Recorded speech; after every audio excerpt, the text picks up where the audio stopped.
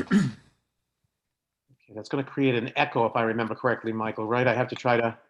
Yep, as soon as that window loads, you'll close it.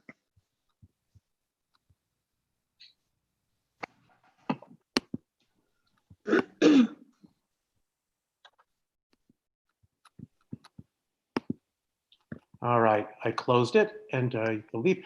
So for anyone who tried to watch the live stream, I believe that we are just about all set to add 2 more people and begin our 7:15 meeting.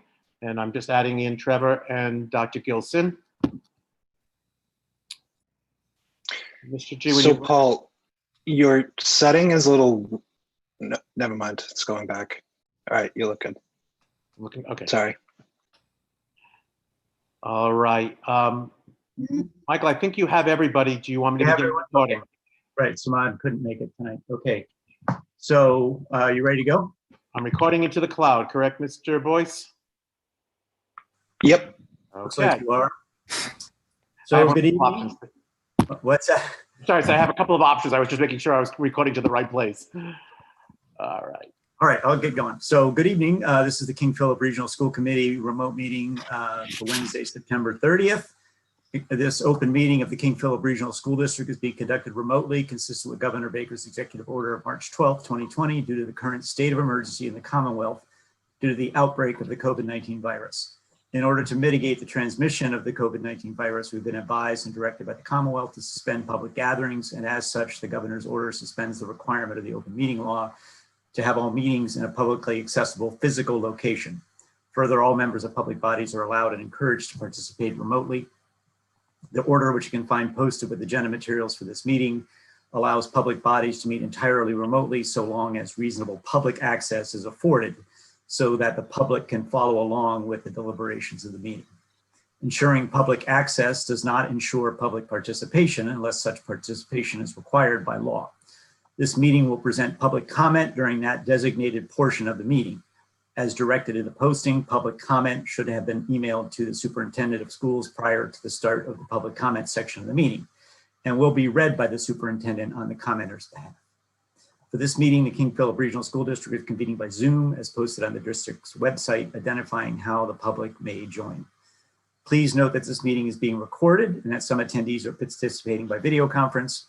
Accordingly, please be aware that other folks may be able to see you, and take care not to screen share your computer. Anything that you broadcast may be captured by the recording. Like all remote meetings, each vote in this meeting will be conducted by a roll call vote. So I'm going to begin with a roll call of committee members, and I'll just call people out the way they appear for me. Mike G. Norfolk. Bruce. Bruce Case, Plainville. Aaron. Aaron DeStefano, Rentham. Mr. Lehan.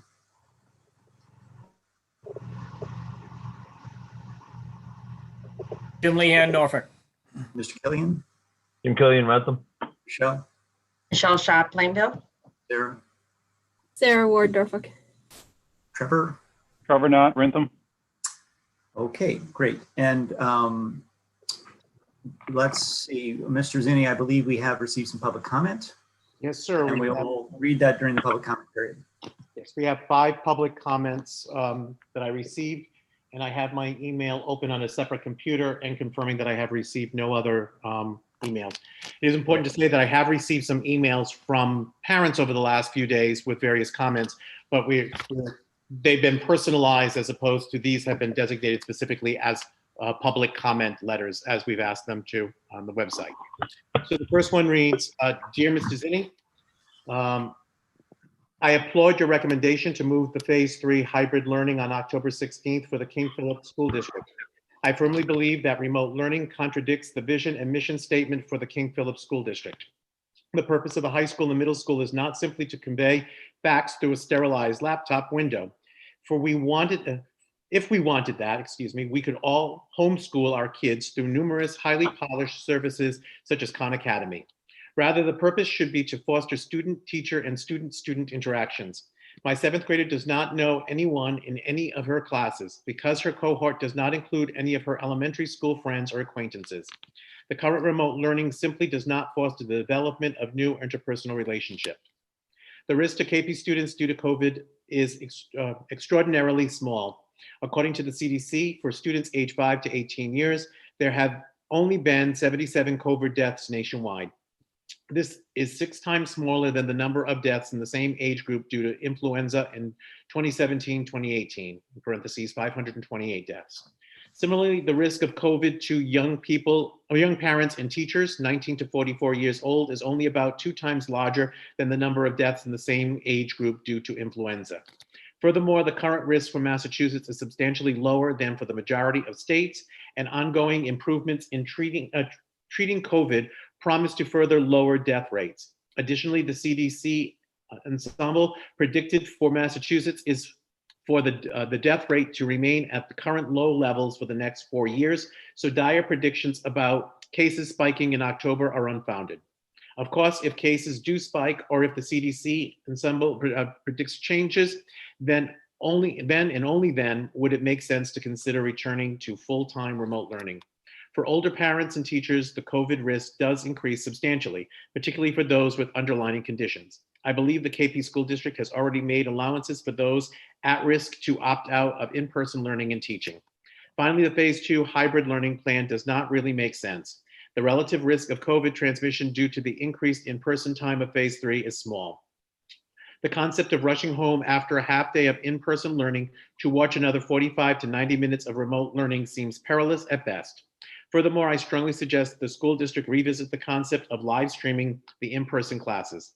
The technical hurdles are minimal and the live stream need not interfere with the teacher. The teacher need not monitor the remote students, parentheses, they will not be monitored under the current plan anyway, on parentheses, and remote students could send any questions by email to the teacher to be answered in the last 5 minutes of class or be answered later during office hours. Respectfully, Eric S. Hardman, PhD, Main Street, Norfolk. Okay.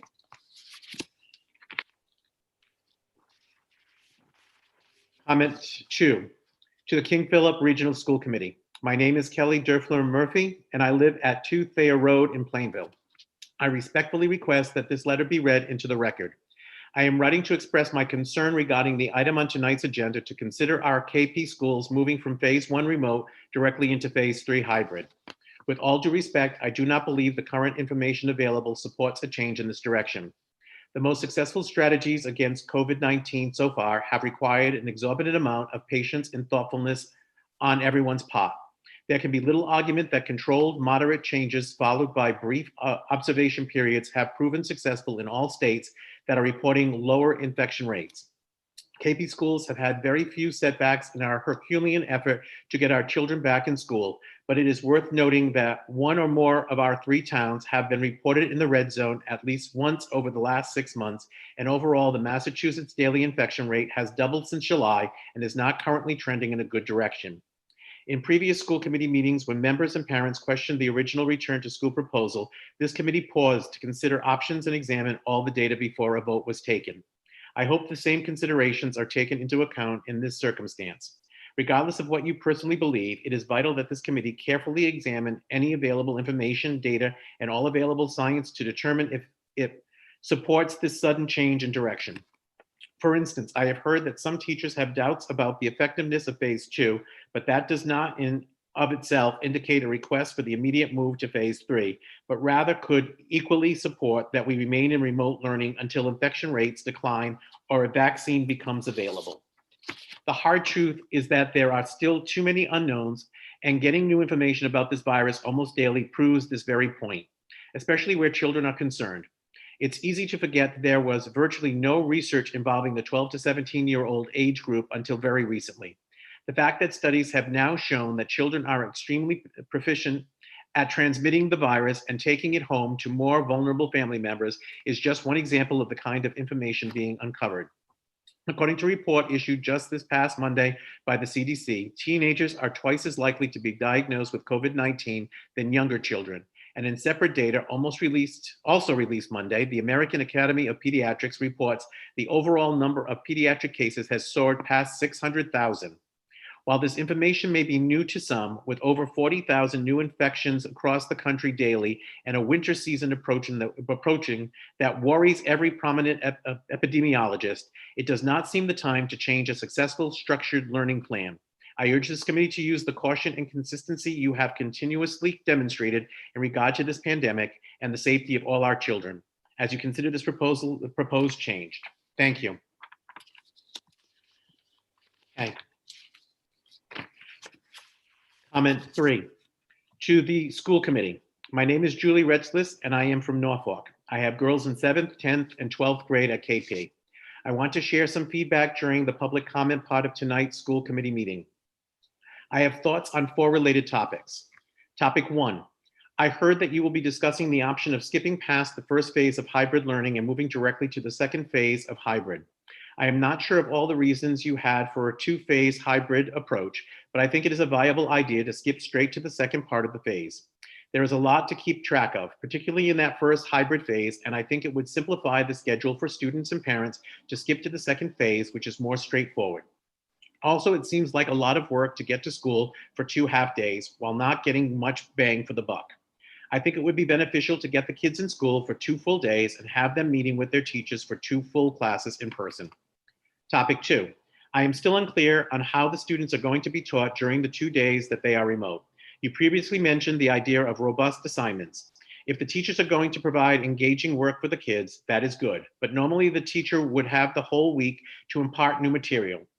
Now they will only have 2 days and perhaps a little time on Wednesday. The other 2 days will be tough to teach new material without teacher-to-student interaction. How are they going to get through the year's material while working at half the rate? And if they are going to be teaching new material during the 2 remote days without teaching interaction, I question whether the kids will be able to absorb as much. Topic 3, I know you have previously discussed live streaming where the teacher teaches to the class in front of them and via Zoom at the same time. You did not feel this would work well. I do remember the knitting demonstration. I have spoken with families at schools who are using this model and it works out well for them. I guess I feel that this approach would be better than the kids working on their own for those 2 remote days. This would also allow remote-only students to stay in their current classes when we go hybrid. Perhaps you can revisit this idea. Topic 4, I think it was not previously finalized which days the 2 cohorts would go in. It was going to either be Monday/Tuesday and Thursday/Friday, or Monday/Thursday and Tuesday/Friday. One scenario lines up better with the elementary schools, but in the other, the students don't have as much of a gap between seeing their teacher. I would like to put in a vote for the Monday/Thursday, Tuesday/Friday scenario. If Wednesday is going to be used as a day to touch base with teachers, the second cohort wouldn't have much to ask the teachers in the first pairing, as they wouldn't be getting to their lectures until Thursday and Friday. With the split scenario, I think it would keep the 2 cohorts closer in alignment with what they are learning and would provide more productive opportunities for all to ask for help. In summary, it would be greatly appreciated if you could discuss the following topics tonight. Possibility of skipping the first part of the hybrid phase. How do you plan to impart all the necessary new material in only 2 teacher interactive days per week? Would you consider live streaming the classes? Which days will each cohort be in school versus remote?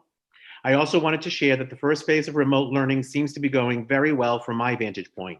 Thank you very much for all of your efforts. Julie Retzlis. Okay. Comment 4. Dear KP School Committee members, thank you for reading and acknowledging our collaborative parent letter dated September 18th, 2020. We truly appreciate you hearing the concerns of our advocacy group of hundreds of KP district parents. We wanted to share that the momentum in favor of opening up for the phase 3 hybrid option in October continues in the KP community.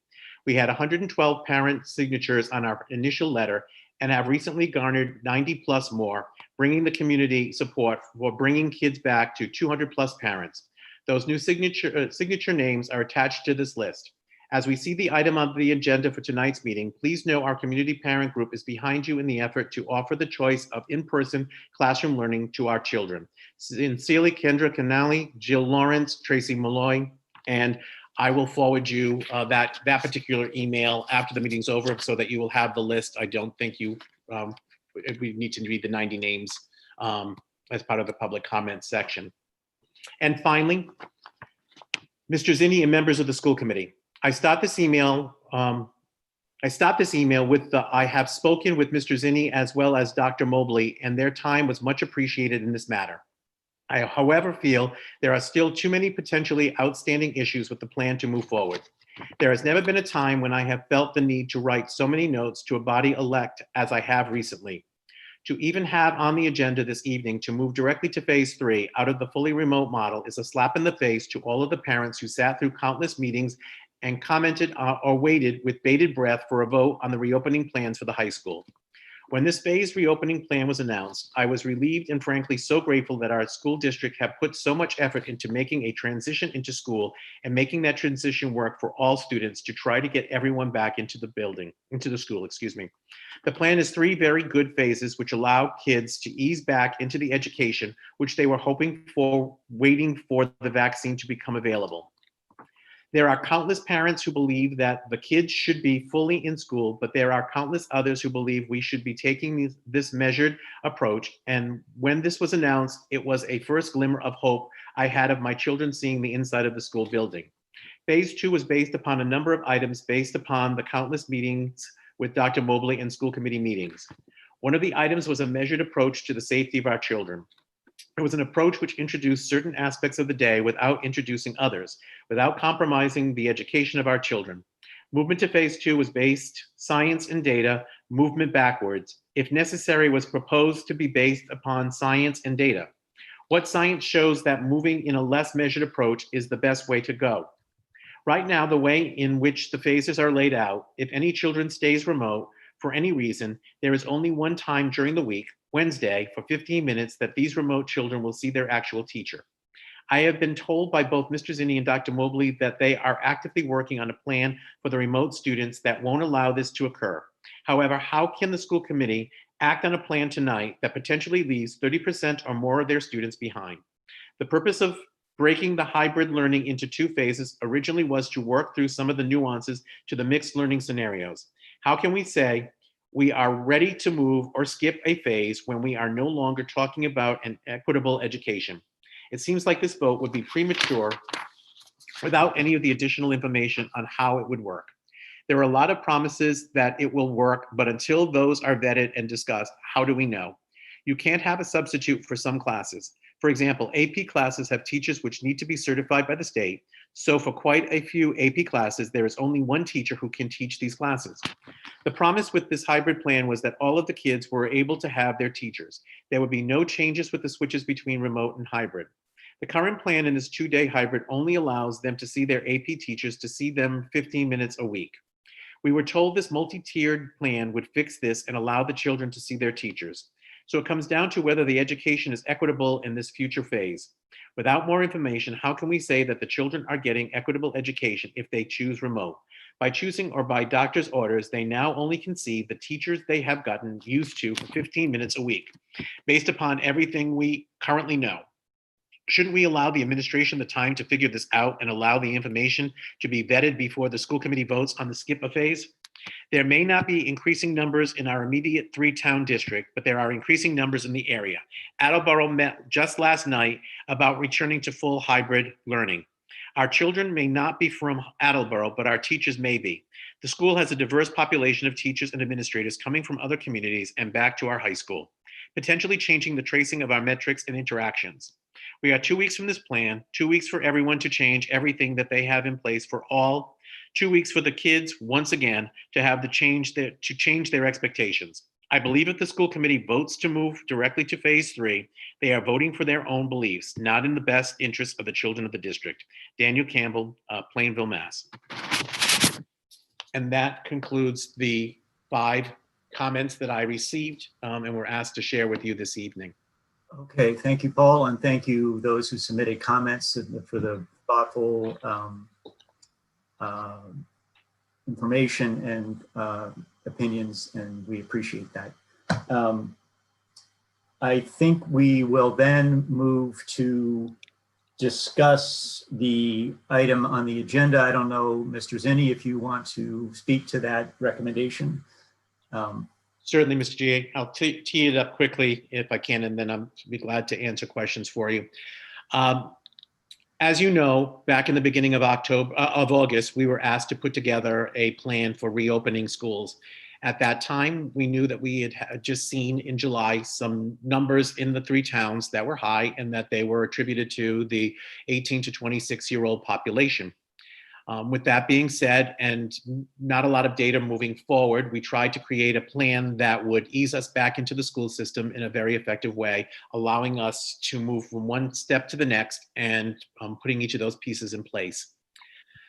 We've been now in remote for about 2 weeks, and I've received a few emails with people who've had some concerns or questions or issues that they've asked me to work through. But by and large, the emails I've received specific to the remote learning have been from people who have been positive about that piece of it. But we know that the remote learning was one phase, and that there's also an important aspect to getting our students back into school. And phase 2 of our plan was to move students back into school right after Columbus Day. That plan was to move students in for 2 mornings a week. So A group would come in for Monday and Tuesday, and B group would come in on Thursday morning and Friday morning, and the rest of their classes would be remote. At 3 weeks after that, we would move into phase 3, which would have students in for 2 full days.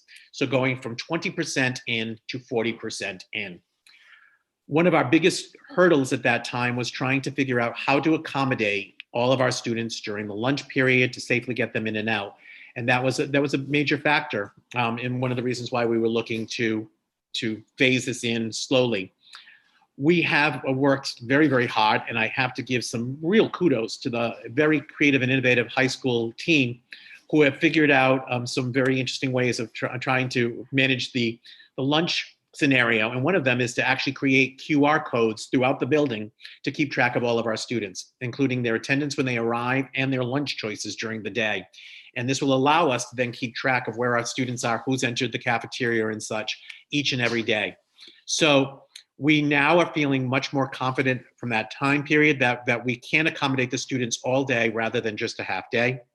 And based on the data that we have received over the last 6 to 7 weeks from the state regarding our incidences in our 3 towns, I'm feeling fairly comfortable coming to you and saying that I think the trend is in the correct direction.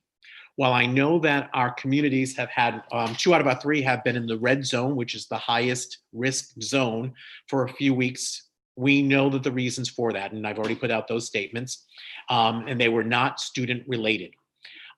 This evening at 6 o'clock, the newest data was posted. I'm pleased to tell you that Plainville, which was yellow, has now dropped to green. Norfolk had only 1 case listed a week ago. They are now down to 0 new cases.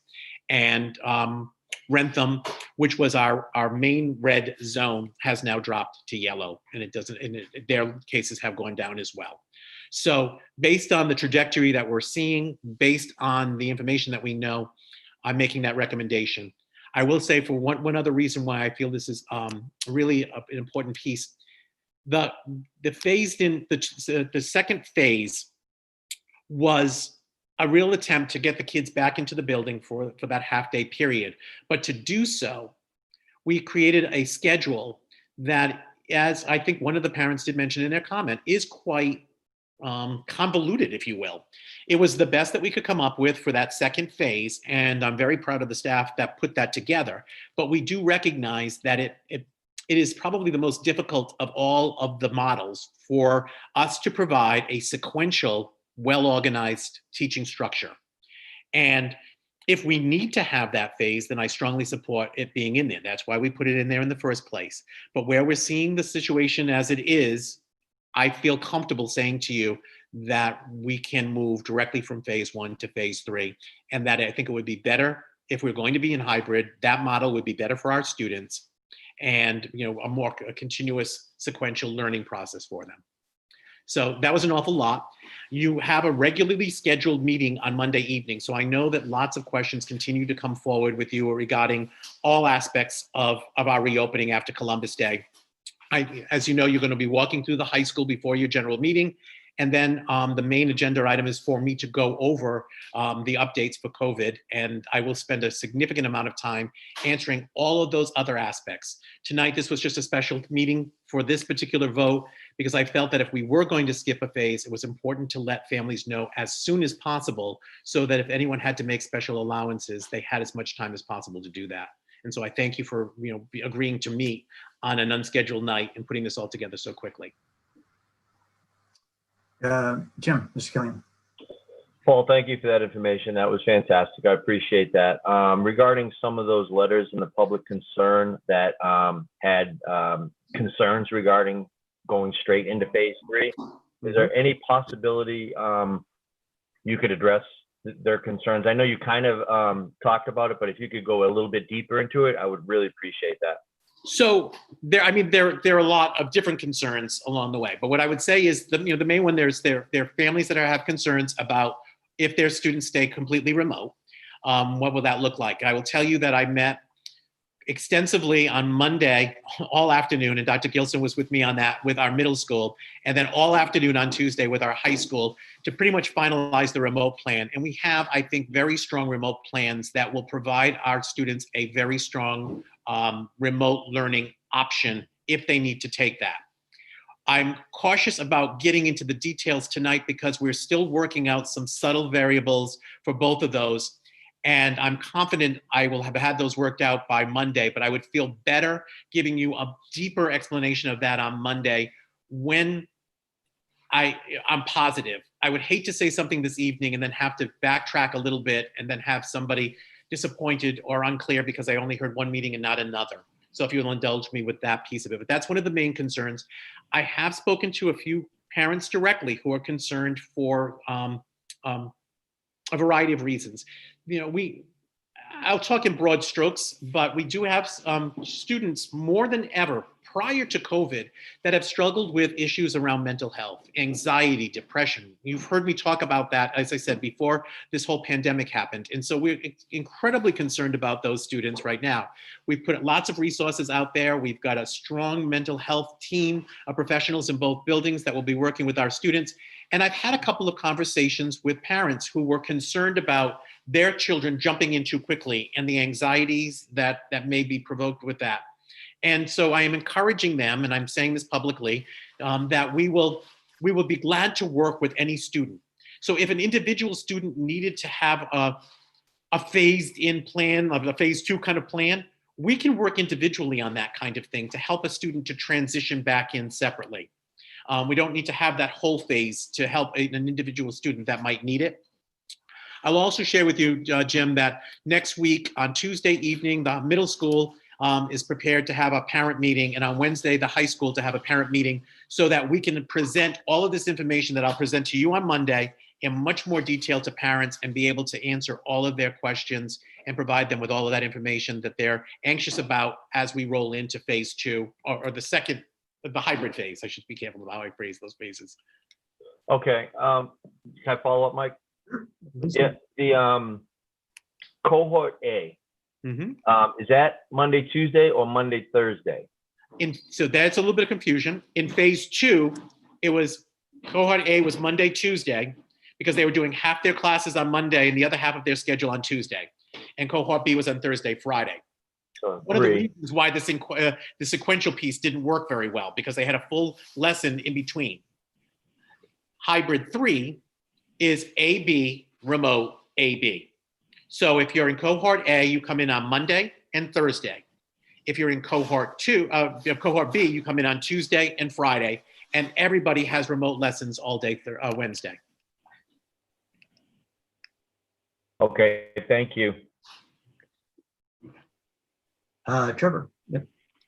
Paul, to follow up and then ask another question that I think really I heard two significant overarching concerns. I think a lot of people have their own personal concerns of different types, but one you've just about addressed here around and said basically you're going to address it on Monday, right? By Monday we'll have a solid plan that we can talk about for those who choose remote. So just on that piece, I'm sure this will be published again, but if you know it and can share it now, it might be helpful for a family that wants to have their child or children be all remote. Is the process for registering, if you will, for that well-known, understood, fully communicated, and going to be communicated again? We sent out notices to all families with a sign-off sheet for families to do that. So in the spring, we had asked kind of a general question in that survey, based on what you know now, would you keep your child home or send them to school? Yeah. We then sent out like 2 to 3 weeks ago another note basically saying, please let us know for certain, because we need for planning purposes to know which students are in and which ones are not. And I can tell you that we have approximately 50 students right now that have shared with us that they would still be staying remote. It was initially 60 or so at the middle school, but a few of them, after speaking with the principal, have seemed to now change their mind on that. But again, they could change again.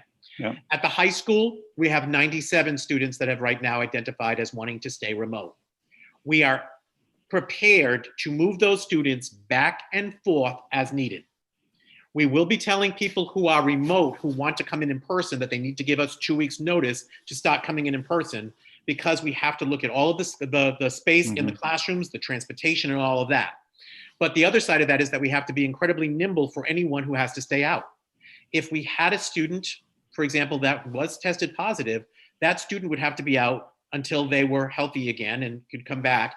And anyone who was within a 6-foot space of that student for more than 15 minutes would have to be quarantined for 14 days. So that would mean that we all of a sudden would have a group of students that would need to be out of school. And we have to make sure that those students continue to receive a high quality education during that time, and then can transition right back in when they need to. That's why this has all been so complex, because each time we think that we figured this out, we pull a little string and something unravels. But we've been vetting this and revetting this so many times that I do believe that we've got that. But there are just a couple of subtle details that came up today when I was speaking with Dr. Mobley this afternoon for the high school version, and one other check that Ms. Cruiser wanted to check in on the middle school, and then we should be good to go. But I really would be better served explaining that to you on Monday. Okay. The other major, I don't say concern, but yeah, it's a concern. It's also an opportunity that I heard in a lot of what I've heard there and heard from other parents is, again, share here, what are our options for the 3 days that you're not in front of a teacher? What is that model? What is that experience going to be like for the students? And especially given the fact that we were more conservative and cautious than a lot of districts that went right into hybrid, this was a time to learn from what others are doing and what other schools are doing, both public and private. So, what is the plan now, and how much can we vet and discuss that further if there's more discussion to be had about that? So that was probably 2 months worth of discussions for the COVID team, the administrators and the teachers, weighing all the pros and cons and looking at many, many, many factors. And as I said, on Monday night, I'll go through those factors again with you as what we looked at. But I think there are kind of a few different terms that have been tossed around a little bit, and I want to make sure that we're all clear with the differences. Asynchronous learning is when the learning happens separate on its own at a different time, if you will, than what everyone else is doing. Synchronous learning is what's happening right now. We're all on the screen, we're all engaged, and I'm presenting some information to you and you're absorbing it. So we're having synchronous learning at this point. Live streaming is when I'm teaching a group of people in front of me and you're watching that. So it's kind of like watching the Academy Awards, and used to say, via satellite, this person's accepting, but everyone else was kind of watching live. Live streaming is when the students at home would be watching the lesson going on live in the classroom. Okay. The synchronous and the live streaming have been kind of flip-flopped a little bit, and they're really actually two different things. We have synchronous learning going on right now, 5 days a week, because of our remote.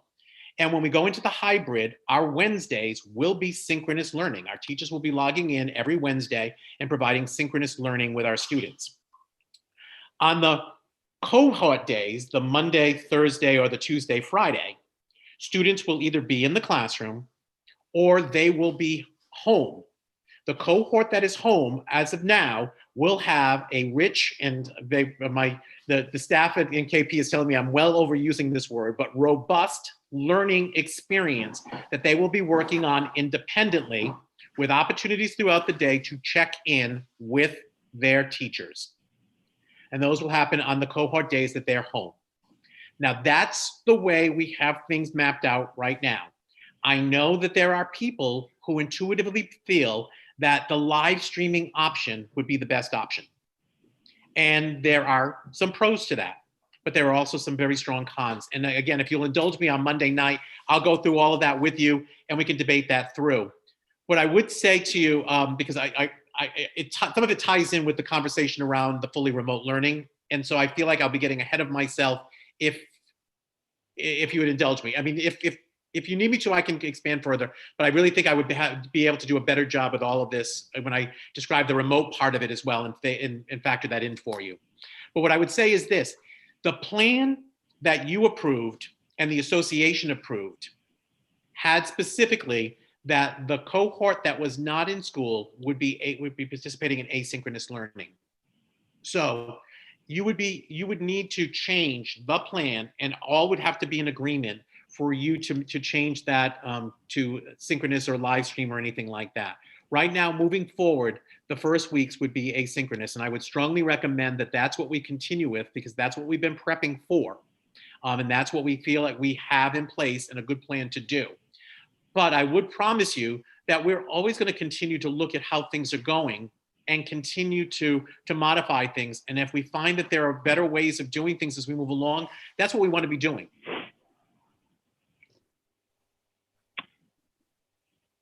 Trevor, do you have a follow-up or are you good? Well, I respect the fact that Paul wants to talk about it more on Monday. You know, it's a bit of a rock and a hard place because we're trying to make a decision tonight, and these are factors in that decision. I don't think it's going to tremendously affect my decision based on all the stuff I've weighed, but the other committee members may feel differently about whether or not it's appropriate to wait till Monday or not. And if we're not prepared on the remote piece, we certainly shouldn't talk about that till Monday until Paul has that. But I do think those are factors in the decision. I guess, let me ask this question, you know, at least looking around over the last couple of weeks in your spare time, which you've had zero of, I know, we do have other districts, public and private, that are in the hybrid model and staying in the hybrid model from all we can tell. It's been well spoken about that there are a lot of private school districts using live streaming or synchronous. It's a little bit of a strange difference, but the idea that somebody is in front of them teaching them every day of the week. Are there any public school districts that are doing that, or is this an issue for public school districts uniquely more so than private school districts? So that's an excellent question. And again, it's data that we were pulling together for Monday evening, because as I said, I was initially prepared to do a full presentation for you on Monday, but again, I can share some of this with you now.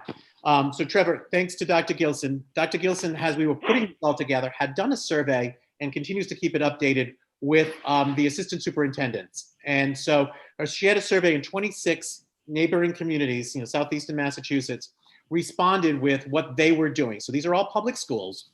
And so what you have are 8% of the districts that are in hybrid right now are doing it synchronously, live streaming, synchronous live stream, 8%. 20% are completely asynchronous. And 72% mirror our model of a combination of asynchronous and synchronous. That asynchronous when the students are in their opposite cohort, and the synchronous on one day, or in some cases, there are districts that are in that half-day mode where the students are going home. So they're doing learning in the morning, not having lunch, going home in the afternoon, and then having a synchronous lesson with their teachers in the afternoon. So 72% are in a model similar to ours. They might be AA remote, BB, or things like that, but they have that combination. And we're hearing some positives with all of this, because there are districts, a lot of the districts are already in hybrid, and we're hearing some concerns about all of this, and we are checking with them and trying to learn from their pilots. Dr. Mobley had a very strong conversation around when students were adding into a classroom and what some of the pitfalls were and some of the ways they corrected that. And so we're exploring some technology questions right now about that. And so Michael is doing some significant research on that for us. So we are, again, continuing to explore and trying to learn from others. But that's what we have for data on that. And Trevor, to your first point, when we're talking about your vote this evening about going from either staying on course and after Columbus Day going phase 2, or staying or jumping after Columbus Day to phase 3, in both of those phases, asynchronous was what was already in the plan. So that's what I'm telling you we're still proposing. So basically what I'm asking for this evening is simply that decision of, do we go phase 2, then phase 3, or do we jump right from phase 1 to phase 3? Yeah. Okay. Thank you. That data actually I found to be very helpful. And Dr. Gilson, thank you, and Dr. Mobley for all the work you've done on this already. So thanks. Thanks, Trevor. I know Erin had her hand up. Yep. I just had a quick question, and this doesn't affect, I don't think, the phase 2 versus phase 3, but I'm curious to know when we do move to hybrid from the current remote model, are the students' schedules going to remain somewhat intact from what they've been used to over the past few weeks since opening? It's actually one of the reasons why skipping phase 2 is a much better option. It's much less confusing that way. So as we described to you, the middle school has a 6-period day. They had to get rid of that 7th period to allow for everything from mass breaks to passage to getting all the lunches in, but they have a 6-period day. The high school could not go to a 6-period day, although we spent a lot of time trying to design that for the same reasons as the middle school. But to give the students the electives they needed, you couldn't create enough sections and divide the students appropriately under 6 periods. It had to be 7. So the schedule they're following right now is their 6 or 7 period schedule. In phase 3, they follow that same schedule, only on 2 days a week. They're following it in person, and on the other days they're either, asynchronous or synchronous. Okay, and and are the teachers getting shuffled around, or are the kids going to be maintaining the same teachers that they're having? Yes. So it's actually a different answer to both buildings. So at the middle school, because of the team approach, what we've been able to do is assign all of those students to a room. So Billy is in cohort A. He's going to be in room 114, and they're with 14 other students. And Sally, who's in cohort B, is also in 14 on the opposite days. The teachers in that team will rotate in. So first period, that particular group in 114 has English first. The English teacher rotates in. Second period is math. The math teacher comes in, and the students stay in their same seats. Regardless of what building, every student has to have an assigned seat that has to be recorded, because if there was a reason for us to do contact tracing, we need to know exactly who was in that perimeter around those students. So that's critically important for us to be maintaining throughout the day. Again, at the middle school, students stay, teachers move. Understood, but it's the same teachers that they've been used to over the last 3 weeks, Yes, ma'am. correct? Okay. Yes. With a couple of exceptions because of accommodations that have to be made. Okay, for the remote kids, right? We're not just the remote kids. Remember, we also, as an employer, have to make reasonable accommodations for people as well, for our staff. Okay, yep. And while people are remote, they don't need those accommodations. But once we now are asking people to come into a situation where there are health issues and other factors, there are a number of reasons why some of our staff have had to access leaves. Some will be taking a leave of absence completely. Others will be working remotely.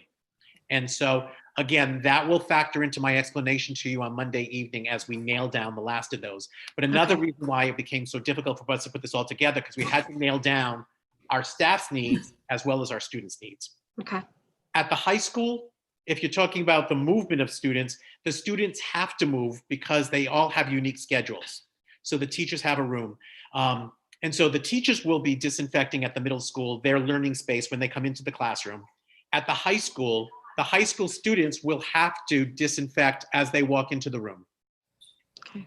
But again, with with exceptions that are understood based on the accommodations you need to be made at the high school level, the kids are for the most part following the same schedule with the same teachers. We're doing our very, very best to try to Okay, make that happen. okay. The reason I asked the question is it would be a shame if, you know, the kids have made some strides in building relationship and rapport over the past few weeks, just to kind of have to shift course and begin again with new characters, I guess. There are going to be some situations where that has to happen. And that's understandable. And we recognize the issues that go along with that. But I would remind everybody too that happens in any given year. When we have a teacher perhaps who takes half a year for parental leave. And Yep. so we started the year with one teacher, and then that teacher goes on parental leave, and we hire a new teacher to cover the remainder of the year, or a 3-month period of time, and then the first teacher comes back again. So those things do happen, and the students are disappointed the first days, and then they grow to love their new teacher, and they bond with that person, and they do fine. Okay, thank you. I had Michelle and Mr. Killian. Oh, it looks like Michelle and too. Michelle, did you have something? Yeah. Actually, Erin, you kind of touched upon the question that I had, and it sounds like, Paul, you kind of have a handle on that. So my question was around the staffing. Just from personal experience, we are in a hybrid at the high school, and what has happened is we don't have enough staff, and we're struggling. We have staff that is chose to be remote, and they are assigned to the remote students. And it sounds like your numbers are much lower than what we're dealing with for remote. Our remote numbers actually grew after we came back to school, because a lot of the students felt that it wasn't the high school experience that they were used to, and they weren't able to make that adjustment. So then they switched over to remote. When that happened, the scales tipped, and then we were in trouble because we just didn't have the staffing. So we have teachers that are planning for the students that are in front of them, and then when the students are not there, you know, on their remote week, and then we have kids that are completely remote, and the number just got too high. So my concern was overall just making sure about the staffing. And the second part of that question was about, as you know, the commissioner came out with the guidelines today, where not to rely just on that map to make decisions as far as being in or being out, to have, you know, various data points to show, you know, what's happening in the community. And so I was just wondering, besides the map that everybody knows about, what are the data points you're utilizing? Sure. Can I just clarify, Michelle, you were speaking, the example you were speaking about. Jim, we just lost you. Yeah, I'm speaking from I'm from Paul River. Versus KP. I just wanted to be clear for the Oh, audience. yeah, no. I mean, it's great. It's great data. I just wanted to be clear that you were. Yeah. And that is true. And being that my administration job is across the district, but I'm also the dean at the high school, and now I am teaching classes because we just don't have the staff. I'm aware of at least one other district where that is happening as well. I think when I share with you on Monday, again, we're just, like I said, ironing out the last of those stages, but I think when I share with you on Monday, the remote plan, it should work even if the numbers fluctuate accordingly based on what we have now. Now, again, I could be hit with a lot of surprises between now and Monday, but based on what I know now, one of the things we've been trying to do is to respond to what Erin was asking and keeping as much continuity as possible for our students, recognizing that some of our staff need to take leaves, and our students are going to be in and out. And the way the state has guided us, that is allowable. As far as the trajectory piece that you're bringing up, you're absolutely right. The commissioner has asked us to look at that as one piece of the total puzzle. To me, the biggest piece are our local boards of health. We've been very, very fortunate. Our boards of health nurses have been exceptional. I have their numbers in my cell phone. They are on speed dial. I've talked to them at 8 or 9 o'clock at night. I've talked to them at 7 o'clock in the morning. And so they have a better handle on exactly what's going on with those numbers. For me, it's a number on a page, and it's a plus or a minus, of the lower or higher. I don't have the whole story behind it. And I think a great example of that is that the Department of Education's guidance in conjunction with MIAA was that if a district is in red, your sports season's done. And there were no exceptions built into that guidance. So we had to follow that and then push back. And when we pushed back enough, the good news was we were able to then, they then allowed us to consult with the people who know what the data is, which is our Board of Health people, who then were able to give us a much clearer picture of what we were dealing with. And so that's what we're going to continue to do. But quite honestly, I've gone to school a number of times. I've worked in education for over 30 years.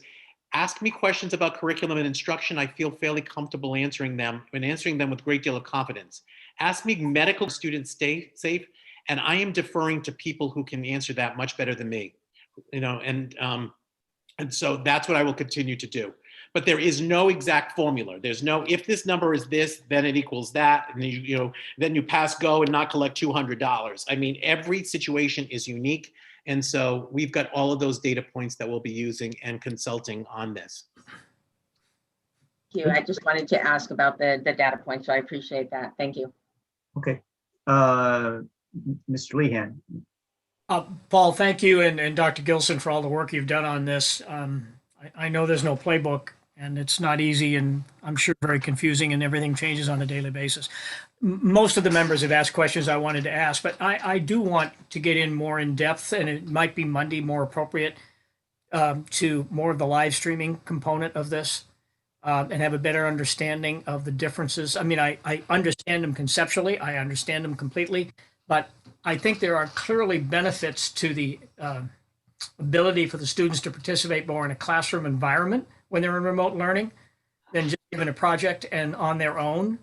And I guess I'm asking, is there a way that we can overcome that? Because that to me is not a good strategy. And I understand it was in the plan, but is that something, now that we're learning more and we have more experience, is that something we can work our way through to give the students who are in remote learning more of that classroom experience? So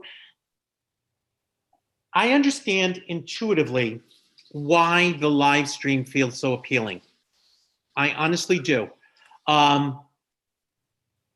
But again, when I talked about not being an expert in the education, in the medical area, and talking about the curriculum and instruction area, this is an area that, as I'm having those conversations with the other people who are working in the schools, I feel like there was a lot of us who understood the pieces of this and put a lot of this together. One of the problems we have right now, and I'm going to just give you a few of the reasons why live streaming right now for the COVID committee does not feel like the best option in the big picture. But that over time, we're going to continue to try to look at that. I understand that that's what people are asking for, because intuitively, that's what feels like would make the most sense. Just come in and watch. I do want to point out right off the bat that one of the issues I've heard that people will tell me the reason why they want kids to come into school 2 days a week is because they're concerned about the amount of face time that their students are on the computer all day. The live stream option is asking our students to sit in front of a computer and watch a movie for 6 hours. They change from one movie to the next. There are 7 different stars in that movie, teacher A, teacher B, but they are watching a classroom take place. Live streaming is not, it becomes very difficult to try to pull them in to participate. It's not impossible, but it's difficult to pull them in to participate. So that's one issue. They are watching the classroom and we're hoping on the other side of that they're staying engaged. Now, there are about a dozen of you on the screen right now, and you're all in small little boxes. If I'm a teacher teaching in front of the room, my ability to monitor all of you to make sure that you're continuing to be engaged is not as easy as that appears. If I've also got 14 students in front of me, then I'm also measuring their understanding of the information that I'm presenting. Remembering as well that we've already had to shorten our periods. So at the high school, you're looking at 47-minute periods. The students, 14 students have to walk into the room. They have to disinfect their desks. They have to sit down. Then we're asking and the teachers have to coordinate that, making sure they stay 6 feet apart. They're all wearing their masks. Then they have to log in to the Zoom like you did. We have to use the waiting room component because it's the only way to help to prevent the Zoom bombing. And by the way, the first 2 weeks of remote learning, we had plenty of cases where kids were trying to Zoom bomb. They were trying to log into the waiting room with names of students that they knew with somebody else's email address and trying to get in and do things like that. So for security purposes, we have to then let them all in, take attendance with all of those remote students, get them all set up, and then begin the learning process and try to make sure that everyone is interacting from both directions. What we're trying to do is to make sure that when students are actually in the classroom, they get 45 or 50 minutes of high quality instruction that's guided right to them, not distracted instruction where I'm trying to also make sure that the faces on the screen are also getting education. And so there's a real feeling, and there are a number of other reasons. I'm just going to give you a couple of them now, because as I said, I was much more prepared to talk about this again on Monday evening when I kind of give you the rest of the information that you're asking for. But again, trying to put that together, we really don't feel that this is the education piece is optimized. And I will tell you, we've already been piloting it. So as you know, we have students who are in our buildings right now. Some of our more vulnerable students who need more specific attention are in our buildings. But just like our other students who are coming back in the weeks or two to come, parents of these students also had the option of staying remote. So almost all of our teachers who are currently teaching students in front of them also have a percentage of their students remote. They have, because of the staffing issues that Michelle was talking about a little bit earlier, the only way to make this part of the work, of this learning work, was to have those special education teachers and other teachers such as them with a group of students in front of them and a group of students logging in. And I will tell you, last evening, I had to respond specifically to a parent who was saying how consistently it's been taking 5 or 6 minutes before her student at home is pulled into the class and things going on. Logistically speaking, the teachers, and Ms. Moy and I met today with this group of teachers. They are feeling that they're pulled in both directions and they're not giving the full amount of attention that either group needs because they're trying to give them both the attention. They're actually doing it. And so we're processing that. We're trying to figure out what's going right with that and what's going wrong. And we're continuing to, as I said, unpack it and hope that down the road, we might be able to move to that direction if we feel it's going to maximize instruction. Those are just a few of the reasons, but I feel like I was trying to kind of push this off so that I could give you more information again about some of the remote model piece, and it would all fit together a little bit better. But I understand your desire to have this information now, and I don't want you to feel like I'm trying to not answer the question. So that's kind of the tip of the iceberg, but hopefully that makes it a little bit clearer as to some of the reasons why, not all of them, but some of the reasons why the live streaming is not the optimal right now. Yeah, go ahead. Follow up if I may. Paul, thank you. And I do think this is a conversation that can wait until our meeting on Monday evening, because I think it's really irrelevant to the decision we have to make here. But it is something I'd like to talk further about. I don't pretend to be an expert in this, and I will defer to those that have far more knowledge. And certainly the experience that we're getting, I think, should play into this decision. But I think it's a little bit more than just an assumption or a logical conclusion that this is a better option. There are challenges to both sides of this. Mm-hmm. So I hope we can have a further discussion on this on Monday night. Thank you. Mr. Killian? I think, I want to split the time up. Obviously, other school committee members have questions. I saw Bruce's hand up. So if you want to go to Bruce first, I can go second. Sorry, I missed it. I've been trying to avoid you, Jim. So I know you have. You've successfully done that too, Mike. Thank you. So Bruce, go ahead. Mr. Zines actually answered my questions, which was the small group that's already in school, how that's been going, and nothing's going to change for them, I assume, going back to hybrid. Well, things will change, yes, going to hybrid, because some of those students are integrated into classes that have been remote. So now with hybrid, the change of and students coming into the building and classes being in person, there will be some changes for them. So for example, right now electives are remote. So let's say art class. So some of those students who are in the building would have to Zoom into art that's being taught remotely by everybody else. Now, there'll be a cohort of students that will have art in person, And so they'll be able to kind of participate in a different way. So there will be some changes. We're working on all of that, but the goals, the objectives of their IEP are what guide their instruction, and we are very much in tune to what that looks like and making sure that their services continue. Yes, what I meant by the same is they'll be in school the same 4 days that they are now. Yes, sir. Yeah, okay. That's what I thought. I just wanted to clarify. Wednesdays are still going to be the same as what they are now, 15 minutes per teacher, and Wednesdays are remote, yes. okay. That's really all I had. All my other questions I think have been answered. Mr. Killian, if you want to go. I don't Yeah, know if- thank you. Paul, thank you very much. You know, a lot of the school community members are bringing up points that I had written down myself. So I was kind of taking notes as we went along. Trevor actually stole some of my thunder. I was going to ask about the data that you supplied in regards to the reopening, hybrid versus remote. I don't know, you know, the percentage is a lot. Does that represent all Massachusetts or just our Hockomock League? What percent of that data? Or if you don't know the answer, that's fine too. I'm assuming it's the state. So now I'm going to kind of, if it is the state, I wanted to shrink it down to get an idea of how some of the other schools have been going for the last 2 weeks, whether it's remote or hybrid, private versus public, and how that's going. You know, I've heard about some challenges out there with some of the schools, and I was curious if you have some input on that. And a lot of the information you're providing tonight, and thank you for accommodating us for the special meeting, because you know it is alluding up to the you know, a decision we have to make in regards to, you know, what you present to us and getting ready for next week's meeting.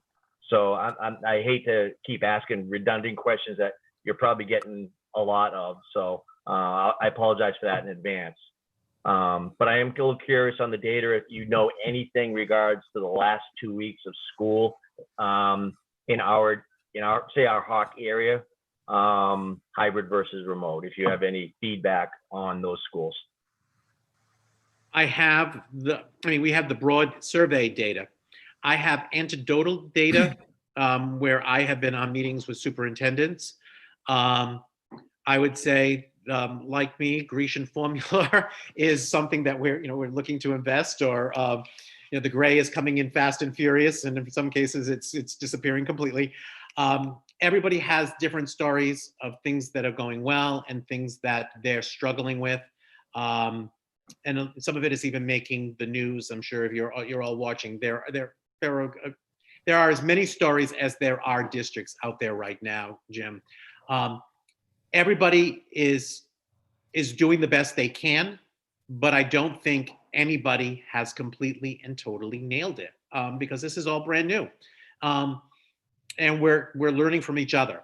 As I said, Dr. Mobley was on a meeting, a Hawk meeting of principals earlier in the week, and got some very good information regarding when they have to live stream students into a classroom around some technology that has been helpful for that.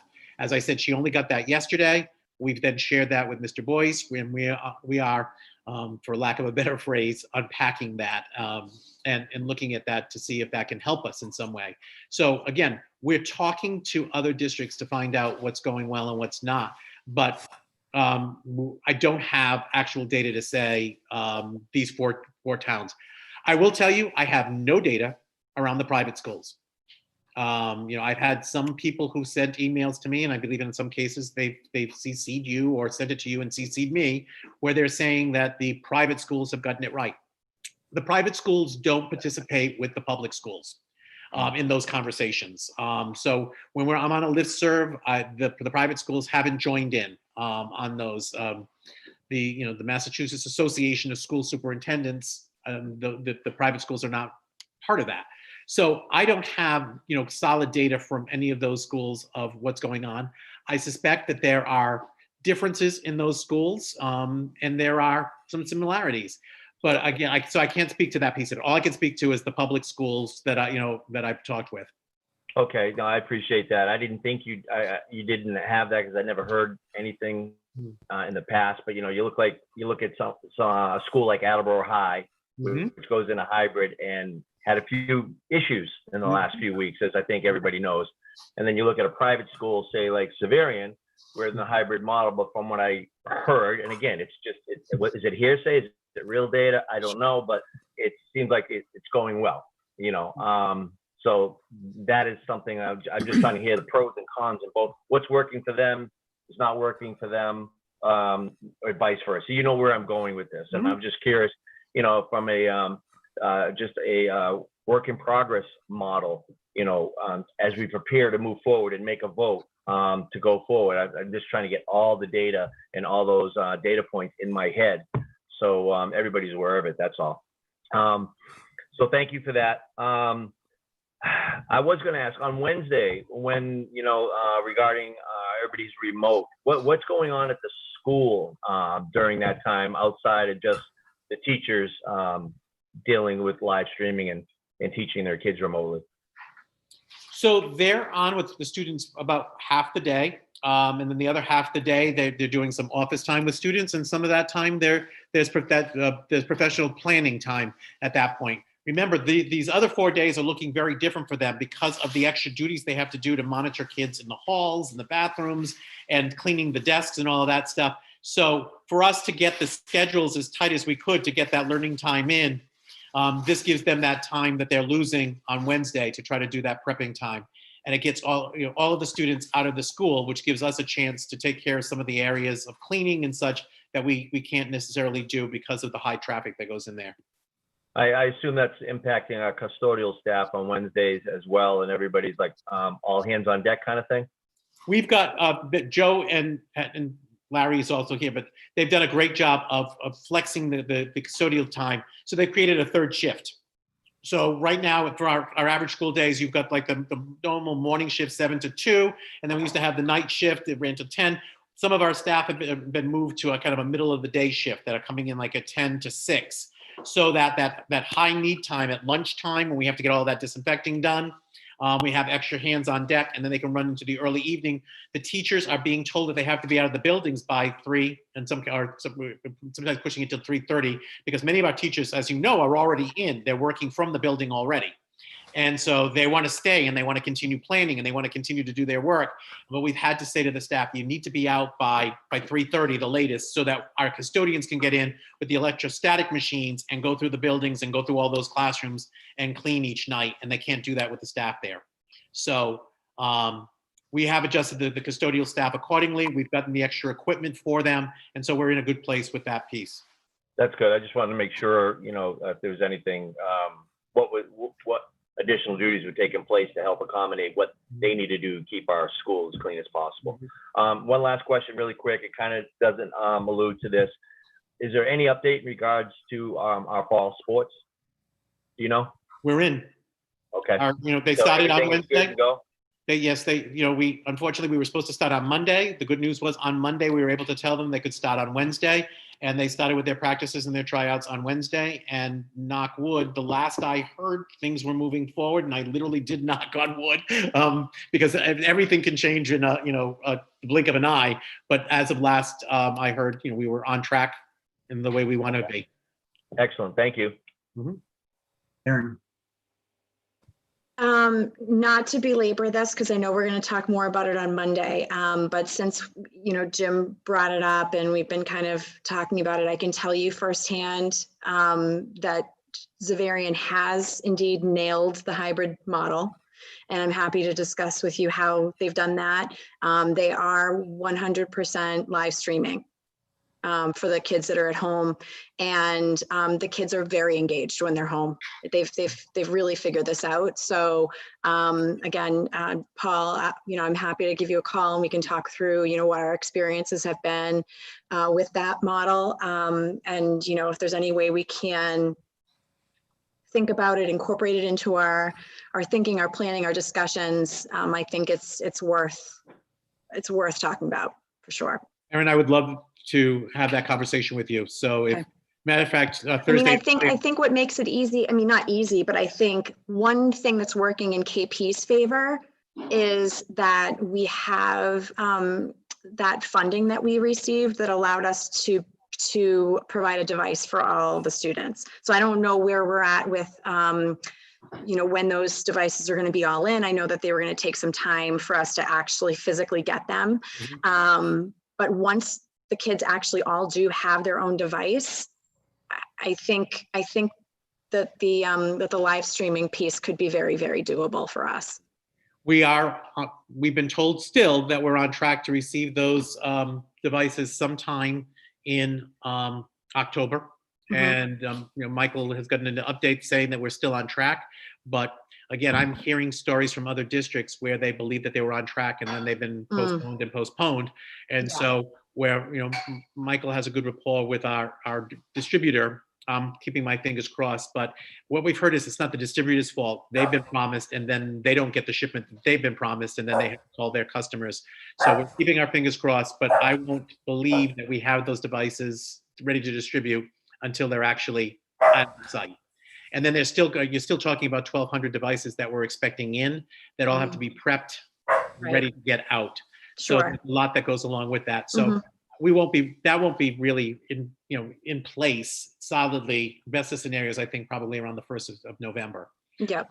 But yes, I would, Erin, tomorrow and Friday are actually pretty good days for me in the office if daytime works for you. And if not, we can set up another time, but I would. Sure. Yeah, I'll reach out and we can discuss.